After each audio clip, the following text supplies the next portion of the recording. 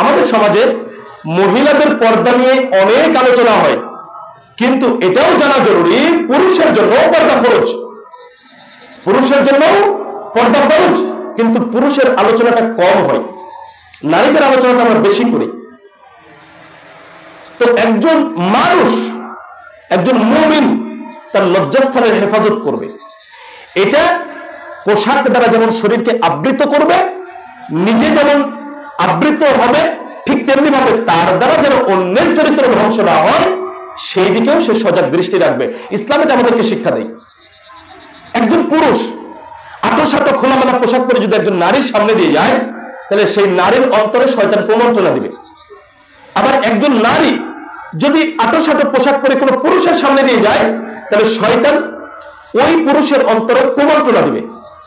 এই জন্য ইসলাম আমাদেরকে শিক্ষা দেয় নিজের চরিত্র রক্ষার পাশাপাশি তার দ্বারা যেন অন্যের চরিত্র ধ্বংস না হয় সেই দিকে খেয়াল রাখার জন্য। এটা আমাদেরকে ইসলাম শিক্ষা দেয়। অর্থাৎ আমি যেমন পোশাক পরবো, শরীরকে আবৃত করব, আমার দৈহিক অবয়ব গঠন দেখে যেন বিপরীত লিঙ্গ আকর্ষিত না হয়, তার যেন চরিত্রের দাগ না লাগে, সেদিকে আমাদেরকে সজাগ দৃষ্টি রাখতে হবে। আর এটা আমাদের জন্য জরুরি কর্তব্য যদি সফল মুমিন হতে চাই। সূরা মুমিনুন 5 থেকে 7 নম্বর আয়াত আল্লাহ সুবহানাহু ওয়া তাআলা এই বিষয়ে উল্লেখ করেছেন। তার 5 নম্বর আয়াতে বলা হয়েছে ওয়াল্লাযীনা হুম লিফুরুজিহিম হাফিজুন, যারা নিজেদের লজ্জাস্থানের হেফাজত করে, লজ্জাস্থানকে সংরক্ষণ করে। অর্থাৎ সে জিনা ব্যভিচার যেমন করবে না, ঠিক তেমনি ভাবে তার দ্বারা যেন কেউ জিনা ব্যভিচারে উদ্বুদ্ধ না হয়, উৎসাহিত না হয়, সেদিকেও সে সজাগ দৃষ্টি রাখবে। এটা সফল মুমিনের একটি অন্যতম বৈশিষ্ট্য। আর আল্লাহ সুবহানাহু ওয়া তাআলা নারী হই পুরুষ হই উভয়কেই লজ্জাস্থানের হেফাজত করার জন্য নির্দেশ দিয়েছেন। আল্লাহ সুবহানাহু ওয়া তাআলা সূরা আন-নূরের 30 নম্বর আয়াতে বলেছেন ওয়াহফাযু ফুরুজাহুম, আর আপনি মুমিন পুরুষদেরকে বলে দিন তারা যেন লজ্জাস্থানের হেফাজত করে। তাহলে আগে কাদের কথা আসলো? পুরুষদের কথা। এরপরে বলা হচ্ছে সূরা আন-নূরের 31 নম্বর আয়াতে ওয়াহফাযনা ফুরুজাহুন্না, আপনি মুমিনা নারীদেরকে বলে দেন তারা যেন তাদের লজ্জাস্থানের হেফাজত করে। তাহলে পুরুষ এবং নারী উভয়কেই আল্লাহ সুবহানাহু ওয়া তাআলা নির্দেশ দিচ্ছেন লজ্জাস্থানের হেফাজত করার জন্য। এই লজ্জাস্থানের হেফাজত করা মানুষের জন্য খুবই জরুরি। কেন? এই দুটি বিষয়, অর্থাৎ মুমিনদের জন্য বা মানুষের জন্য দুটি খারাপ বিষয় আছে জাহান্নামে নিয়ে যাওয়ার জন্য। তার মধ্যে একটি হচ্ছে লজ্জাস্থান। দেখুন সুনান তিরমিজি 2004 নম্বর হাদিসে রাসূলুল্লাহ সাল্লাল্লাহু আলাইহি সাল্লাম বলেছেন মানুষকে সবচেয়ে বেশি জাহান্নামে প্রবেশ করায় দুটি বস্তু, একটি হচ্ছে আল ফামু আর আরেকটি হলো ওয়াল ফারজু। ফামু মানে হলো মুখ, ফারজু হলো লজ্জাস্থান।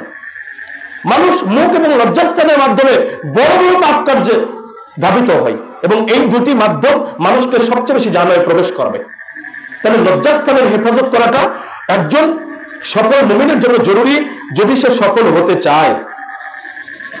দেখুন রাসূলুল্লাহ সাল্লাল্লাহু আলাইহি ওয়াসাল্লাম বলেছেন সহিহ বুখারী 6474 নম্বর হাদিস মান ইয়াযমান লি মা বাইনা লাহইহি ওয়া মা বাইনা রিজলাইহি, যে ব্যক্তি দুই চোয়ালের মাঝের বস্তু, মানে দুই চোয়ালের মাঝে কি আছে?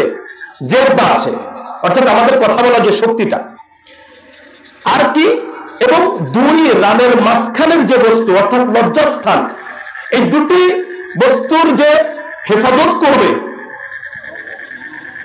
যে জামানত দিবে এই দুটি বস্তুর, রাসূলুল্লাহ সাল্লাল্লাহু আলাইহি ওয়াসাল্লাম বলেছেন আযমান্নাহুল জান্নাহ, আমি তার জন্য জান্নাতের জিম্মাদার।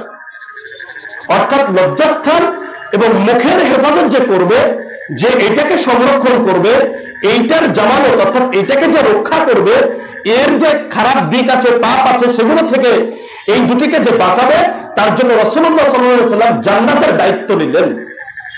তাহলে একজন সফল মুমিন যদি সফল হতে চায়, তার জন্য অন্যতম গুরুত্বপূর্ণ 6 নম্বর যে বৈশিষ্ট্য অর্জন করতে হবে সেটা হলো লজ্জাস্থানকে ভিন্ন পথে ব্যবহার করা যাবে না।